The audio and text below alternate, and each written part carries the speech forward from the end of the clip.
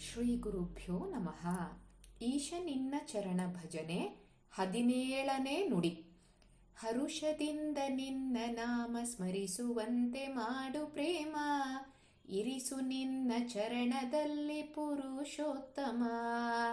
ಹರುಷದಿಂದ, ಹರುಷ ಅಂದರೆ ಇಷ್ಟದಿಂದ, ತುಂಬ ಆಸೆಯಿಂದ.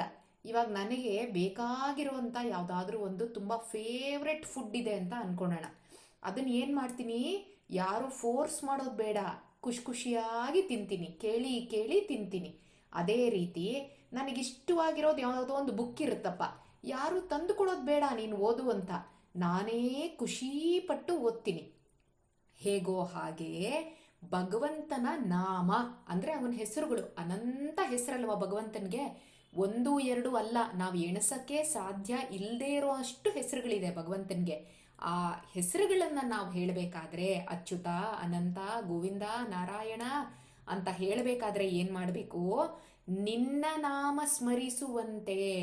ಭಗವಂತನ ನಾಮ ಸ್ಮರಣೆ ಮಾಡಬೇಕಾದ್ರೆ ಯಾರೋ ಒತ್ತಾಯ ಮಾಡಿ, ಫೋರ್ಸ್ ಮಾಡಿ ನಮ್ಮ ಹತ್ರ ಹೇಳಿಸ್ಬಾರ್ದು. ಯಾವಾಗಲೂ ಭಗವಂತನ ನಾಮಸ್ಮರಣೆ ಮಾಡಬೇಕಾದ್ರೆ ಹರುಷದಿಂದ ಖುಷಿಯಾಗಿ ಅವನ ನಾಮನ್ನ ಸ್ಮರಣೆ ಮಾಡಬೇಕು, ಜ್ಞಾಪಕ ಮಾಡ್ಕೋಬೇಕು.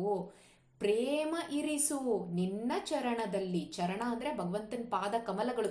ಭಗವಂತನ ಪಾದದಲ್ಲಿ ಪ್ರೇಮ ಇರಿಸು. ಯಾರೋ ಹೇಳ್ತಿದಾರಪ್ಪ ನಮಸ್ಕಾರ ಮಾಡು ಅಂತ ನಮಸ್ಕಾರ ಮಾಡೋದಲ್ಲ, ಪ್ರೀತಿಯಿಂದ ಭಗವಂತನ ಪಾದವನ್ನ ನಾವು ನೆನಿಬೇಕು ಅಂತ ಯಾರನ್ನ ಕೇಳ್ತಾ ಇದ್ದಾರೆ? ಕನಕದಾಸರು ಪುರುಷೋತ್ತಮ ರೂಪಿ ಭಗವಂತನ ಕೇಳ್ತಾ ಇದ್ದಾರೆ. ಯಾಕೆ ಪುರುಷೋತ್ತಮ ರೂಪಿ ಭಗವಂತನ ಕೇಳ್ತಿದ್ದಾರೆ ಅಂದ್ರೆ, ಪುರುಷರಲ್ಲಿ ಉತ್ತಮ. ಪುರುಷ ಅಂದ್ರೆ 2 ವಿಧಗಳಿದೆ ಆಯ್ತಾ. ಒಂದು ಕ್ಷರ ಪುರುಷ, ಮತ್ತೊಂದು ಅಕ್ಷರ ಪುರುಷ ಅಂತ.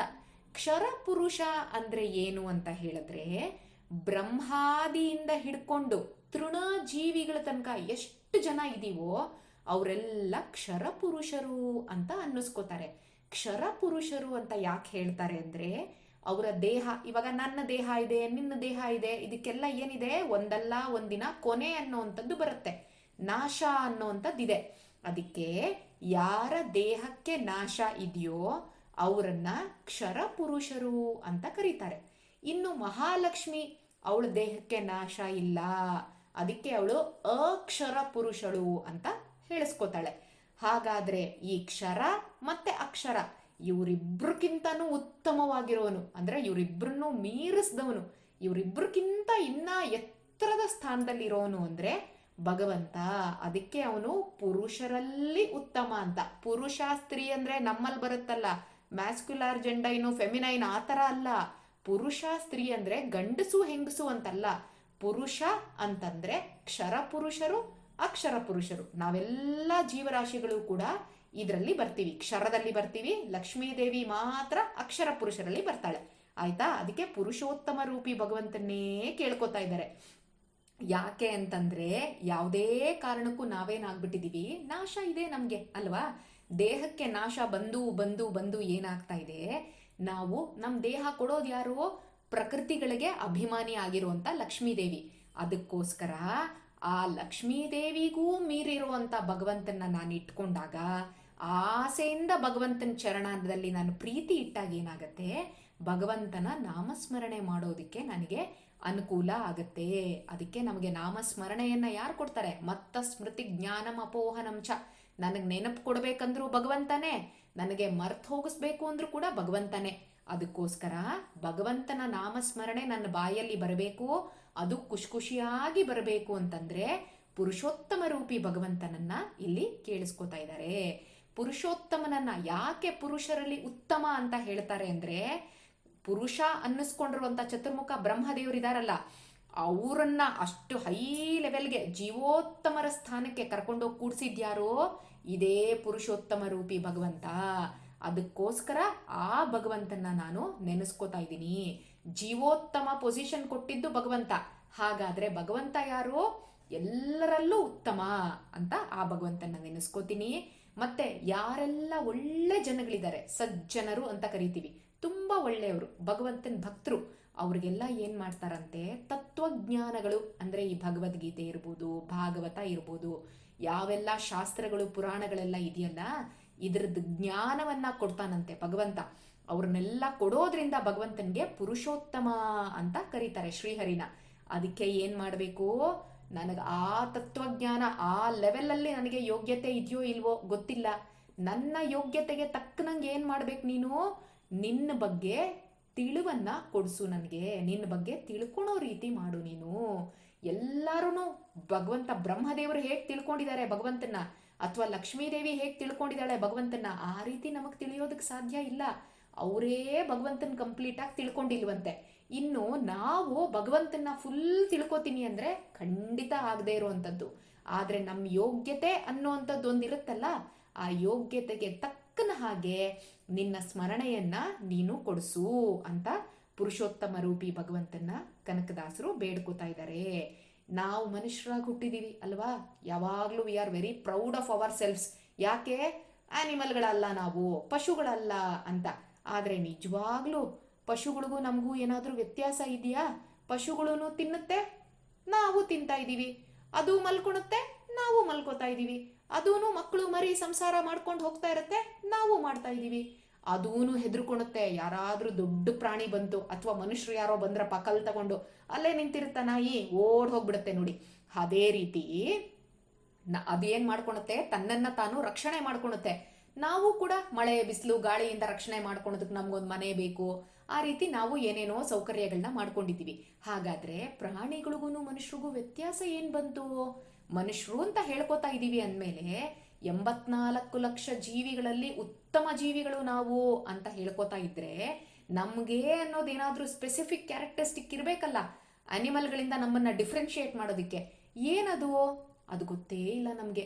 ಏನು ಅಂದ್ರೆ ಭಗವಂತನ ಬಗ್ಗೆ ತಿಳ್ಕೊಳೋ ಅಂತ ಜ್ಞಾನ, ತಿಳಿಬೇಕು ಅನ್ನೋ ಅಂಥದ್ದು ನಮ್ಗೆ ಯಾವ್ದಾದ್ರೂ ಕೊಡಬೇಕು ಮೆಥಡ್ ಅಂದ್ರೆ ಅದು ಮನುಷ್ಯ ಜನ್ಮದಲ್ಲಿ ಮಾತ್ರ ಸಾಧ್ಯ. ಪ್ರಾಣಿಗಳಿಗೆ ತಗೊಂಡು ಹೋಗಿ ನಾನು ಭಗವದ್ಗೀತೆನೋ ಭಾಗವತ ಹೇಳ್ತಾ ಇದ್ದೀನಿ ಅಂದ್ರೆ ಅವಕ್ಕೆ ಅರ್ಥ ಆಗ್ಬೇಕು ಅಂತ ಇಲ್ಲ. ಆದ್ರೆ ಆ ಯೋಗ್ಯತೆ ಇದ್ರೆ ಪಾಪ ಅರ್ಥ ಆಗತ್ತೆ. ತುಂಬಾ ಎಕ್ಸಾಂಪಲ್ಗಳಿದೆ ಪ್ರಾಣಿಗಳಲ್ಲೂ. ಕೆಲವೊಂದು ವಿಶೇಷ, ಗಜೇಂದ್ರ ಫಾರ್ ಎಕ್ಸಾಂಪಲ್, ಅವನು ಭಗವಂತನ ಪ್ರಾರ್ಥನೆ ಮಾಡಿ ಆ ಜನ್ಮದಿಂದ ಅವನು ಮುಕ್ತಿನ ಪಡಿತಾನೆ. ಅದೇ ರೀತಿ ಕೆಲವೊಂದು ಎಕ್ಸೆಪ್ಷನ್ಸ್ ಇದೆ. ಆದ್ರೆ ಇನ್ ಜನರಲ್ ಹೇಳಬೇಕು ಅಂದ್ರೆ ಪ್ರಾಣಿಗಳಿಗೂ ಮನುಷ್ಯರಿಗೂ ಏನ್ ವ್ಯತ್ಯಾಸ ಅಂದ್ರೆ ಭಗವಂತನ ಬಗ್ಗೆ ತಿಳ್ಕೊಳೋದಿಕ್ಕೆ ನಮ್ಗೆ ಸಹಾಯ ಆಗತ್ತೆ. ಈ ಜನ್ಮದಲ್ಲಿ ತಿಳ್ಕೊಳ್ಬಹುದು ನಾವು, ಆ ರೀತಿ ಜನ್ಮ ಕೊಟ್ಟಿದ್ದಾನೆ ಭಗವಂತ. ಅದಕ್ಕೋಸ್ಕರ ನಾವೇನ್ ಮಾಡಬೇಕು? ಪುರುಷೋತ್ತಮ ರೂಪಿ ಭಗವಂತ, ನೀನೇನ್ ಮಾಡು, ನನ್ನ ಪಶುಗಳಿಗಿಂತನೂ ಉತ್ತಮ ಮಾಡು. ಸುಮ್ಮನೆ ದೇಹ ಏನೋ ಬಂದಿದೆ, ಮನುಷ್ಯರು ದೇಹ, ಆದ್ರೆ ನನ್ನ ಬುದ್ಧಿ ಪ್ರಾಣಿಗಳಷ್ಟೇ ಇದೆ ನನಗೆ. ಪ್ರಾಣಿಗಳಿಗಿಂತನೂ ಕೆಲವೊಂದ್ಸರಿ ಕಡೆ ಅನ್ಬೋದೇನೋ. ಆ ರೀತಿ ನಾವೇನ್ ಮಾಡ್ತೀವಿ, ಒಂದೊಂದ್ಸರಿ ಬಿಹೇವ್ ಮಾಡ್ತೀವಿ. ಅದಕ್ಕೆ ಏನ್ ಮಾಡು, ಪುರುಷೋತ್ತಮ ಆಗಿರೋನೆ ನೀನೇನ್ ಮಾಡ್ಬೇಕು, ನನಗೆ ಪ್ರಾಣಿಗಳಿಗಿಂತಾನು ನನ್ನನ್ನ ಉತ್ತಮ ಅಂತ ಮಾಡ್ಸಪ್ಪ ನೀನು ಅಂತ ಕೇಳ್ಕೊತಾ ಇದ್ದಾರೆ. ಇನ್ನು ಯಾಕೆ ಪುರುಷ ಅಂತ ಕರೀತಾರೆ ಭಗವಂತನ ಅಂತಂದ್ರೆ ನಮ್ಮೆಲ್ಲರ ದೇಹದೊಳಗಡೆನೂ ಇದ್ದಾನೆ. ನಾನು ಸುಮಾರು ಸರಿ ಹೇಳಿದ ಹಾಗೆ ನಮ್ಮಲ್ಲಿದ್ದು ನಮ್ಮೆಲ್ಲಾ ಕೆಲಸಗಳನ್ನು ನಮ್ಮಿಂದ ಅವನು ಮಾಡಿಸ್ತಾನೆ. ಅದಕ್ಕೆ ಪುರುಷ ರೂಪಿ ಭಗವಂತ ನಮ್ಮೊಳಗಡೆ ಇದ್ದಾನೆ. ಹಾಗಿರೋದ್ರಿಂದ ಅವನು ಯಾವ ರೀತಿ ಮಾಡಿಸ್ತಾ ಇದ್ದಾನೆ ಅಂದ್ರೆ ಸತ್ವ ರಜ ತಮೋ, ಈ 3 ಗುಣಗಳು ನಮ್ಮ ಕರ್ಮಕ್ಕನುಸಾರವಾಗಿ ನಮ್ಮೊಳಗಡೆ ಇರುತ್ತೆ, ಆಲ್ರೆಡಿ ಪ್ರೀ ಡಿಫೈನ್ಡ್. ಅದ್ರ ಪ್ರಕಾರ ಭಗವಂತ ಏನ್ ಮಾಡಿಸ್ತಾ ಇದ್ದಾನೆ, ಕೆಲಸಗಳನ್ನ ನಮ್ಮ ಹತ್ರ ಮಾಡಿಸ್ತಾ ಇರ್ತಾನೆ. ಆದ್ರೆ ನಾನೇನಾಗೋಗಿದ್ದೀನಿ, ಸತ್ವ ರಜ ತಮೋ ಗುಣಗಳಿಗೆ ಅಧೀನ ಆಗಿದ್ದೀನಿ, ಅದ್ರ ಅಂಡರ್ ಬರ್ತಾ ಇದ್ದೀನಿ. ಆ ಇನ್ಫ್ಲೂಯೆನ್ಸ್ ಇದೆ ನನ್ನ ಮೇಲೆ. ಭಗವಂತನ್ಗ ಇನ್ಫ್ಲೂಯೆನ್ಸೇ ಇಲ್ಲ. ಅದಕ್ಕೆ ನಿರ್ಗುಣ ಅಂತ ಹೇಳ್ತಾರೆ. ನಿರ್ಗುಣ ಅಂದ್ರೆ ಗುಣ ಇಲ್ಲ ಅಂತಲ್ಲ, ಈ ಸತ್ವ ರಜೋ ತಮೋ ಗುಣಗಳಿಗೆ ಅತೀತನಾಗಿರುವಂಥವನು, ಇದ್ರ ಕಂಟ್ರೋಲ್ಗೆ ಬರ್ದೇ ಇರುವಂಥವನು ಭಗವಂತ. ಅದಕ್ಕೆ ನೀನು ಪುರುಷೋತ್ತಮ. ಆಗೇನಾಗತ್ತೆ, ಈ ಎಲ್ಲಾ ಜ್ಞಾನ ನನಗೆ ಸಿಕ್ತು ಅಂತಂದ್ರೆ, ನಿನ್ ಮೇಲ್ ನನಗೆ ಭಕ್ತಿ ಇತ್ತು ಅಂತಂದ್ರೆ, ಯಾರ ಅಜ್ಞಾನಿ ಜನಗಳಿದಾರಲ್ಲ, ಒಳಗಡೆ ಭಗವಂತ ಇದ್ದಾನೆ ಅನ್ನೋದೇ ಗೊತ್ತಿಲ್ಲ ಅವ್ರಿಗೆ, ಅಂತ ಜನಗಳಿಂದ ನಾನು ಅಟ್ಲೀಸ್ಟ್ ಉತ್ತಮ ಅಂತ ಅನ್ನಿಸ್ಕೋತೀನಲ್ವಾ, ಅವ್ರಿಗಿಂತ ಬೆಟರ್ ನಾನು. ಬೇರೆಯವ್ರಂತೂ ಭಗವಂತ ಇದ್ದಾನೆ ಒಳಗಡೆ ಅಂತಾನು ಗೊತ್ತಿಲ್ಲ, ಹೊರಗಡೆ ಭಗವಂತ ಇದ್ದಾನೆ ಅಂತಾನು ಗೊತ್ತಲ್ಲ, ಒಪ್ಪಲ್ಲ ಅಲ್ವಾ ಅವರು. ಎಲ್ಲಿದ್ದಾನೆ ಭಗವಂತ, ಇಲ್ವೇ ಇಲ್ಲ ಅಂತೆಲ್ಲ ವಾದ ಮಾಡ್ತಾರೆ. ಅಂತ ಜನಗಳಿಗಿಂತ ನಾನು ಸ್ವಲ್ಪ ಬೆಟರ್ ಅಂತ ಅನ್ನಿಸ್ಕೋತೀನಿ. ಅದಕ್ಕೋಸ್ಕರ ನಾನು ಪ್ರಾರ್ಥನೆ ಮಾಡ್ತಾ ಇದ್ದೀನಿ, ಪುರುಷೋತ್ತಮ ನಾನು ಖುಷಿಯಿಂದ ನಿನ್ನ ನಾಮಸ್ಮರಣೆ ಮಾಡೋ ಥರ ಇದು ಮಾಡು. ಯಾವುದೇ ಒಂದು ಬೀದಿಲಿ ಹೋಗ್ತಾ ಇರುತ್ತೆ ನಾಯಿ, ಸುಮ್ಮನೆ ನಾನು ಕರೆದ್ರೆ ಬಂದ್ಬಿಡುತ್ತಾ, ಏಯ್ ಬಾಯಿಲೆ ಅಂದ್ರೆ ಬರಲ್ಲ ಅದು. ಅದನ್ನು ಏನು ಮಾಡಬೇಕು, ಪ್ರೀತಿಯಿಂದ ಕರಿಬೇಕು. ಅದೇ ರೀತಿ ನಾಯನ್ನೇ ನಾನು ಪ್ರೀತಿಯಿಂದ ಕರೀಲಿಲ್ಲ ಅಂದ್ರೆ ಅದು ನನ್ನ ಹತ್ರ ಬರಲ್ಲ ಅಂತಂದ್ರೆ ಇನ್ನು ಭಗವಂತ ಬಂದ್ಬಿಡ್ತಾನ? ನಾನು ಸುಮ್ಮನೆ ಏನೋ ಕಟಾಚಾರಕ್ಕೆ ಜಪ ಮಾಡಿಬಿಟ್ರೆ ಅಥವಾ ಕಟಾಚಾರಕ್ಕೆ ಯಾವುದೋ ಒಂದು ಸ್ತೋತ್ರ ಓದ್ಬಿಟ್ರೆ ಬರಲ್ಲ. ಅದಕ್ಕೆ ಭಗವಂತನ ನಾನು ಪ್ರೀತಿಯಿಂದ ಸ್ಮರಣೆ ಮಾಡೋರ ಥರ ಬುದ್ಧಿ ಕೊಡಪ್ಪ ಪುರುಷೋತ್ತಮ ಅಂತ ಕನಕದಾಸರು ನಮಗೆ ಹೇಳಿಕೊಡ್ತಾ ಇದ್ದಾರೆ, ಯಾವ ರೀತಿ ಭಗವಂತನ ನಾವು ಸ್ಮರಣೆ ಮಾಡಬೇಕು ಅಂತ. ಇನ್ನು 18ನೇ ನುಡಿಲಿ, ಸಾಧು ಸಂಗ ಕೊಟ್ಟು ನಿನ್ನ ಪಾದ ಭಜನೆ ಇತ್ತು ಎನ್ನ, ಭೇದ ಮಾಡಿ ನೋಡದಿರು ಹೇ ಅಧೋಕ್ಷಜ.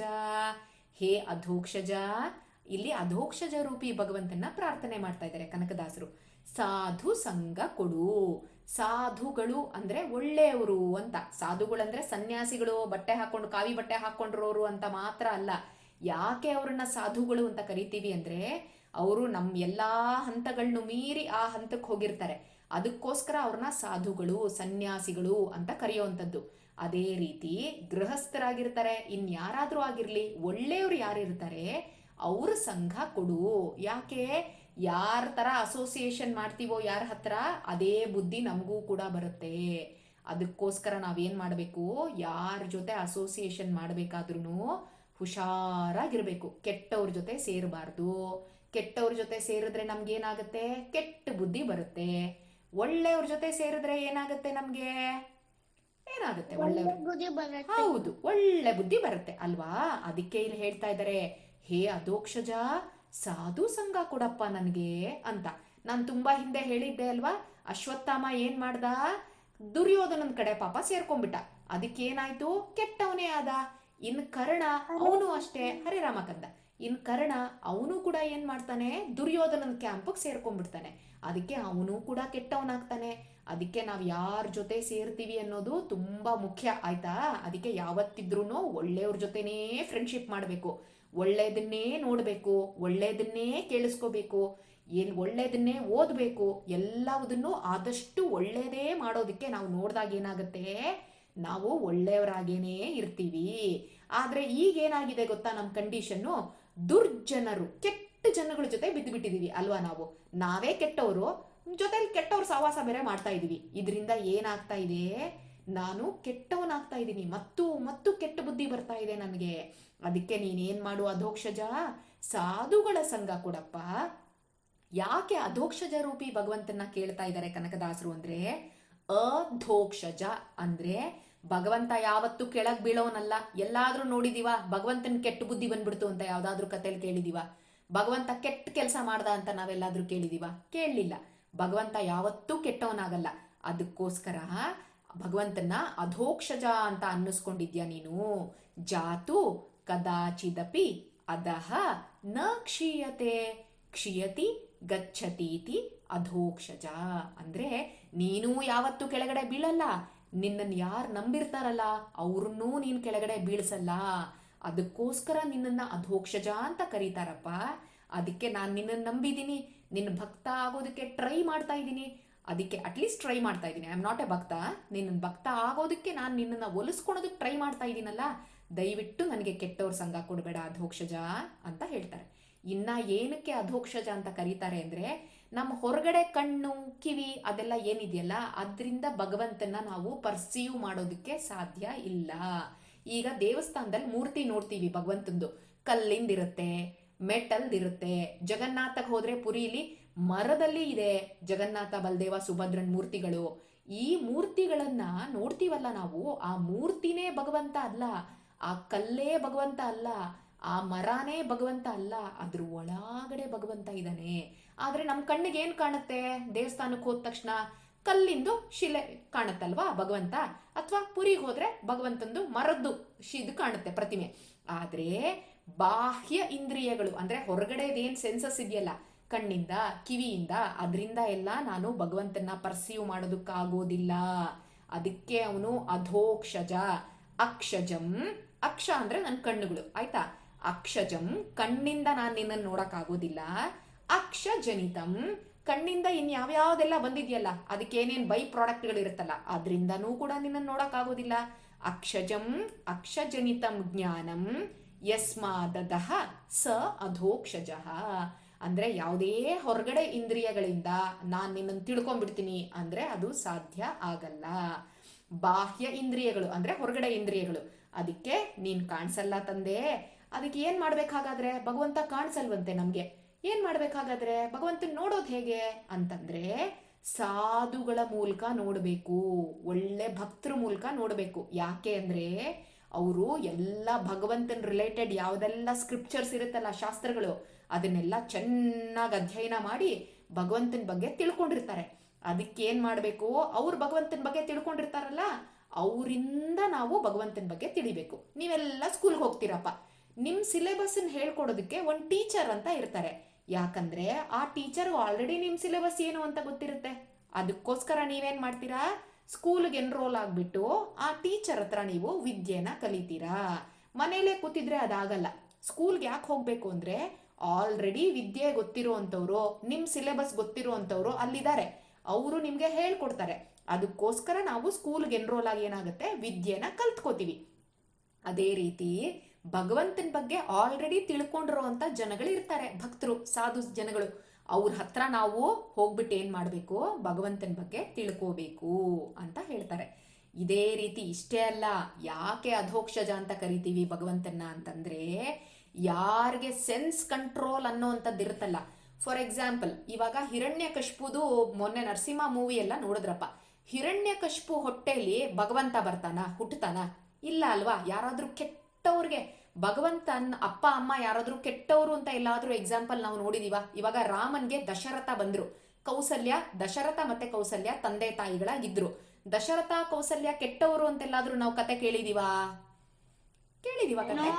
ಅದೇ ರೀತಿ ದೇವಕಿ ಮತ್ತೆ ವಸುದೇವ ಅನ್ನೋ ಅಂತವ್ರು ಕೃಷ್ಣಂದು ತಂದೆ ತಾಯಿಗಳು ಅಂತ ಅನ್ನಿಸ್ಕೊಂಡ್ರು ಕೃಷ್ಣನ ಅವತಾರದಲ್ಲಿ. ಅವ್ರು ಕೆಟ್ಟವರು ಅಂತ ನಾವೆಲ್ಲಾದ್ರೂ ಕೇಳಿದೀವಾ? ಅದೇ ರೀತಿ ಕಶ್ಯಪ ಮತ್ತೆ ಅದಿತಿಗೆ ವಾಮನ ರೂಪಿ ಭಗವಂತ ಅವತಾರ ತಗೋತಾನೆ ಅವರಲ್ಲಿ. ಆ ಕಶ್ಯಪ ಮತ್ತೆ ಅದಿತಿನ ನಾವು ಕೆಟ್ಟವರು ಅಂತೆಲ್ಲಾದ್ರೂ ಕೇಳ್ತೀವಾ? ಕೇಳಲ್ಲ. ಯಾಕಂದ್ರೆ ಕೆಟ್ಟವ್ರು ಯಾರಲ್ಲೂ ಭಗವಂತ ಅವತಾರ ತಗೊಳಲ್ಲ. ಭಗವಂತ ಅವತಾರ ತಗೊಳೋದೇ ಒಳ್ಳೆಯವ್ರ ಹತ್ರ, ಭಕ್ತರ ಹತ್ರ. ಆದ್ರೆ ಅದಕ್ಕೋಸ್ಕರ ಏನ್ ಮಾಡ್ತಾರೆ, ಯಾರು ಸೆನ್ಸ್ ಕಂಟ್ರೋಲ್ ಇರುತ್ತಲ್ಲ ಅವರೇ ಭಕ್ತರು. ಸುಮ್ನೆ ನೋಡಿದ್ದನ್ನೆಲ್ಲ ನೋಡಿ, ಏನೇನ್ ಕಣ್ಣಕ್ಕೆ ಕಾಣಿಸುತ್ತೋ ಅದನ್ನೆಲ್ಲ ನೋಡೋದು, ಏನೇನ್ ಬಾಯಿಗೆ ಸಿಕ್ಕುತ್ತೋ ಅದನ್ನೆಲ್ಲ ತಿಂತ ಕುತ್ಕೊಳೋದು, ಇವರು ಭಕ್ತರು ಅಂತ ಅನ್ನಿಸ್ಕೊಳಲ್ಲ. ಹಾಗಾಗಿ ಯಾರಿಗೆ ಅವ್ರ ಸೆನ್ಸ್ಗಳ ಮೇಲೆ, ಇಂದ್ರಿಯಗಳ ಮೇಲೆ ಕಂಟ್ರೋಲ್ ಇದೆಯೋ ಅಂಥವ್ರಲ್ಲಿ ನೀನು ಅವತಾರ ತಗೋತೀಯ ಅಲ್ವಾ. ಅದಕ್ಕೋಸ್ಕರ ನೀನು ಅಧೋಕ್ಷಜ ಅಂತ ಅನ್ನಿಸ್ಕೊಂಡಿದ್ಯಪ್ಪ. ನನಗಿವಾಗ ಏನಾಗಿದೆ ಗೊತ್ತಾ, ನನಗೇನು ಸೆನ್ಸ್ ಕಂಟ್ರೋಲ್ ಇಲ್ಲ. ನಾನೆಲ್ಲ ಏನ್ ಮಾಡ್ತಾ ಇದ್ದೀನಿ, ನನ್ನ ಕಣ್ಣು ಏನೇನು ಕೆಟ್ಟದ್ ನೋಡ್ತಾ ಇರುತ್ತೋ ಅದನ್ನೆಲ್ಲ ನೋಡ್ತಾ ಇರ್ತೀನಿ. ಕೈ ಏನೇನು ಇದು ಮಾಡ್ತಾ ಇರುತ್ತೋ ಸಿಕ್ಕಿದ್ದನ್ನೆಲ್ಲ ಕೈಯಿಂದ ತಗೊಳೋದು, ಬಾಯಿಗೆ ಹಾಕೊಳೋದು, ಇದೆಲ್ಲ ಮಾಡ್ತಾ ಇದ್ದೀನಿ. ಅದಕ್ಕೆ ನೀನೇನ್ ಮಾಡು, ಯಾರು ಸೆನ್ಸ್ ಕಂಟ್ರೋಲ್ ಮಾಡ್ಕೊಂಡಿದಾರಲ್ಲ ಸಾಧು ಜನಗಳು, ಅವ್ರ ಬಗ್ಗೆ ನನಗೆ ಸಂಘ ಕೊಟ್ಬಿಡಪ್ಪ. ಆಗ ಅವ್ರು ಹೇಳ್ಕೊಡ್ತಾರಲ್ವಾ, ಡೂಸ್ ಅಂಡ್ ಡೋಂಟ್ಸ್, ನೀನ್ ಹಿಂಗ್ ಮಾಡ್ಬೇಕು, ನೀನ್ ಹಿಂಗ್ ಮಾಡಬಾರ್ದು ಅಂತ ಅವ್ರು ಹೇಳ್ಕೊಡ್ತಾರೆ. ಅದಕ್ಕೋಸ್ಕರ ನಾವೇನ್ ಮಾಡ್ತೀವಿ, ಈ ಇಂದ್ರಿಯಗಳನ್ನ ಹೇಗೆ ನಿಗ್ರಹ ಮಾಡಬೇಕು ಅನ್ನುವಂಥದ್ದನ್ನ, ಹೇಗೂ ತಿನ್ನೋದಂತೂ ತಿನ್ಲೇಬೇಕು ಅಲ್ವಾ. ನಮ್ಗೆ ತಿಂದಂಗಂತೂ ಉಪವಾಸ ಇರಕ್ಕಂತೂ ಆಗಲ್ಲ, ಇದ್ರೆ ಸತ್ತು ಹೋಗ್ಬಿಡ್ತೀವಿ. ಆದ್ರೆ ಏನ್ ತಿನ್ಬೇಕು, ಭಗವಂತನ್ಗೆ ನಿವೇದನೆ ಮಾಡಿರೋದು, ಭಗವಂತನ್ಗೆ ಕೊಟ್ಟಿರೋ ಪ್ರಸಾದನೇ, ಅದನ್ನ ಏನ್ ಆ ಪ್ರಸಾದನ್ನೇ ನಾವು ಸ್ವೀಕಾರ ಮಾಡಬೇಕು. ನೋಡೋದಂತೂ ನಾವು ನಿಲ್ಸಕ್ಕಾಗಲ್ಲ. ಕಣ್ಣಿಗೆ ಗಾಂಧಾರಿ ತರ ಪಟ್ಟೆ ಕಟ್ಕೊಳಕ್ಕಾಗತ್ತ ನಾವು? ಇಲ್ಲ. ಆದ್ರೆ ಏನನ್ನ ನೋಡ್ಬೇಕು, ನಿಮ್ ಪಾಠಕ್ಕೆ ಏನೇನ್ ಬೇಕು ಅದನ್ನ ಮಾತ್ರ ನೋಡ್ಬೇಕು. ಭಗವಂತನ್ ರಿಲೇಟೆಡ್ ಆಗಿ ಏನೇನೆಲ್ಲ ಬುಕ್ಸ್ಗಳು ಇದೆಯೋ ಅದನ್ನೆಲ್ಲ ನೋಡ್ಬೇಕು. ಕೇಳೋದು ಕಿವಿ ಮುಚ್ಕೊಳಕ್ಕಂತೂ ಆಗೋದಿಲ್ಲ. ಟೀಚರ್ ಪಾಠ ಹೇಳ್ಕೊಟ್ರೆ ಫಸ್ಟ್ ಕ್ಲಾಸಾಗಿ ಚೆನ್ನಾಗಿ ಕೇಳಬೇಕು. ಭಗವಂತನ ಬಗ್ಗೆ ನಾವೆಲ್ಲ ಮಾತಾಡ್ತೀವಲ್ಲ, ಡಿಸ್ಕಸ್ ಮಾಡ್ತೀವಲ್ಲ, ಅದನ್ನ ಚೆನ್ನಾಗಿ ಕೇಳಿಸ್ಕೋಬೇಕು. ಹೀಗೆ ನಮ್ಮ ಸೆನ್ಸ್ಗಳನ್ನ ಭಗವಂತನ ಕಡೆ ಮತ್ತೆ ಬೇಕಾಗಿರೋ ವಿಷಯದ ಕಡೆ ನಾವು ಡೈವರ್ಟ್ ಮಾಡಬೇಕು, ಆಯ್ತಾ? ಅದನ್ನೆಲ್ಲ ಮಾಡಿಸೋನ್ ಯಾರು ಅಂದ್ರೆ ಅಧೋಕ್ಷಜ ರೂಪಿ ಭಗವಂತ. ಅದಕ್ಕೆ ನಾವೇನ್ ಮಾಡ್ಬೇಕು, ಅಧೋಕ್ಷಜ ರೂಪಿ ಭಗವಂತನ ಹತ್ರ ಕೇಳ್ಕೋಬೇಕು. ಜ್ಞಾನ ಕೊಡಪ್ಪ ಭಗವಂತ, ನಿನ್ ಮೇಲೆ ನನಗೆ ನೀನ್ ಏನು ಅನ್ನೋದನ್ನ ತಿಳ್ಕೊಬೇಕಲ್ಲ, ಆ ಜ್ಞಾನ ಕೊಡು. ಜ್ಞಾನ ಕೊಟ್ರೆ ಸಾಕಾಗತ್ತಾ? ಜ್ಞಾನ ಕೊಟ್ಮೇಲೆ ತುಂಬಾ ಖುಷಿ ಆಗುತ್ತೆ, ಆಗ ಭಗವಂತನ ಭಕ್ತಿ ಮಾಡ್ತೀನಿ, ಅದನ್ನ ಕೊಡು. ನೆಕ್ಸ್ಟ್ ವೈರಾಗ್ಯ. ಭಗವಂತನ ಭಕ್ತಿ ಮಾಡ್ಬಿಟ್ಟೆ ಅಂದ್ರೆ ಬೇರೆ ಚಿಲ್ರೆ ಪಲ್ರೆ ಏನೇನ್ ಇರುತ್ತಲ್ಲ ಅದ್ರ ಮೇಲೆ ನನಗೆ ವೈರಾಗ್ಯ ಅನ್ನೋಂಥದ್ದು ಬಂದ್ಬಿಡುತ್ತೆ. ಆ ವೈರಾಗ್ಯನ ಭಗವಂತ ಕೊಟ್ಟೆ ಕೊಡ್ತಾನೆ. ಇದೆಲ್ಲ ಕೊಡೋ ಅಂತವನು ಅಧೋಕ್ಷಜ ರೂಪಿ ಭಗವಂತ. ಅದಕ್ಕೇನೆ ಸಾಧು ಜನಗಳ ಜೊತೆ ನನ್ನನ್ನು ಇರಿಸು. ಯಾಕಂದ್ರೆ ನೀನ್ ಯಾರು ಅನ್ನೋದು ಅವ್ರು ಮಾತ್ರ ತುಂಬಾ ಚೆನ್ನಾಗಿ ತಿಳ್ಕೊಂಡಿರ್ತಾರೆ. ಆ ಸಾಧುಗಳ ಸಂಘ ನನಗೆ ಕೊಟ್ಟೆ ನೀನು ಅಂದ್ರೆ ನನಗೆ ಅವರೆಲ್ಲ ನಿನ್ನ ಬಗ್ಗೆ ಹೇಳ್ಕೊಡ್ತಾರೆ. ಈ ರೀತಿ ಅದಕ್ಕೊಂದು ಬೆಸ್ಟ್ ಎಕ್ಸಾಂಪಲ್ ಯಾರು? ಹನುಮಂತ ಅಲ್ವಾ? ಅವ್ನು ನೋಡು, ಎಂತ ಸ್ವರ್ಣ ಲಂಕೆಗೆ ಹೋಗ್ಬಿಟ್ಟು ಬಂದ ಅವನು, ಆದ್ರೂ ಟೆಂಪ್ಟೇ ಆಗ್ಲಿಲ್ಲ. ನಾವು ಮಾಲ್ ಅಲ್ಲಿ ಇಲ್ಲಿ ಹೋಗ್ಬಿಟ್ರೆ ತಲೆಕೆಟ್ಟೋಗುತ್ತೆ ನಮ್ಗೆ ಅಲ್ವಾ, ಏನ್ ಚೆನ್ನಾಗಿದೆ ಲಕ್ಸುರಿ ಅದು ಇದು ಅಂತ. ಆದ್ರೆ ಹನುಮಂತ ದೇವರು ಅಂತ Swarna Lanke made up of fully covered with gold ಅಂತೆ ಅದು, ಆಯ್ತಾ. ಅಂತ ಸ್ವರ್ಣ ಲಂಕೆಗೆ ಹೋದ್ರು ಟೆಂಪ್ಟ್ ಆಗ್ದಂಗೆ ಅವ್ರ ಕೆಲಸ ಏನಿತ್ತೋ ಅಷ್ಟು ಮಾತ್ರ ಮುಗಿಸ್ಕೊಂಡು ಬಂದ್ರು ಹನುಮಂತ ದೇವ್ರು, ಆಯ್ತಾ. ಅಂತ ಹನುಮಂತ ದೇವ್ರು ಅವ್ರ ಅನುಗ್ರಹಕ್ಕೆ ಸಾಧುಗಳೆಲ್ಲ ಪಾತ್ರರಾಗಿರ್ತಾರೆ. ಅವ್ರ ಸಂಘ ಕೊಡಪ್ಪ ನನ್ಗೆ, ಕೊಟ್ಬಿಟ್ಟು ನನ್ನ ಯಾವತ್ತಿದ್ರೂ ಒಳ್ಳೆಯವನನ್ನಾಗಿ ಮಾಡು. ನಿನ್ಮೇಲೆ ಏನೋ ಕಿಂಚಿತ್ತು ಒಂದ್ ಸರಿ ರಾಮ ಅಂತಿನ, ದಿನದಲ್ಲಿ ಒಂದೇ ಸರಿ ಸಾಕು, ಒಂದ್ ಸರಿ ಅಂತಿನ, 2 ಸರಿ ಅಂತಿನ, ರಾಮನೋ ಕೃಷ್ಣನೋ ಏನಂತಿನೋ ಖುಷಿಯಾಗಿ ಹೇಳೋ ರೀತಿ ಬೆಳೆಸಪ್ಪ ನನಗೆ ಅನ್ನೋ ಅಂಥದ್ದನ್ನ ಭಗವಂತನ ನಾವು ಕೇಳ್ಕೋಬೇಕು ಅನ್ನೋದನ್ನ ಕನಕದಾಸರು ಈ ನುಡಿ ಮೂಲಕ ನಮ್ಗೆ ತಿಳಿಸ್ಕೊಡ್ತಾ ಇದ್ದಾರೆ, ಆಯ್ತಾ. ಇವತ್ತಿಗೆ ಇಲ್ಲಿ ನಿಲ್ಸೋಣ. ನಾಳೆ 19 ಮತ್ತೆ 20th. ಶ್ರೀಕೃಷ್ಣ ಅರ್ಪಣ ಮಸ್ತು. ಶ್ರೀಕೃಷ್ಣ ಅರ್ಪಣ ಮಸ್ತು.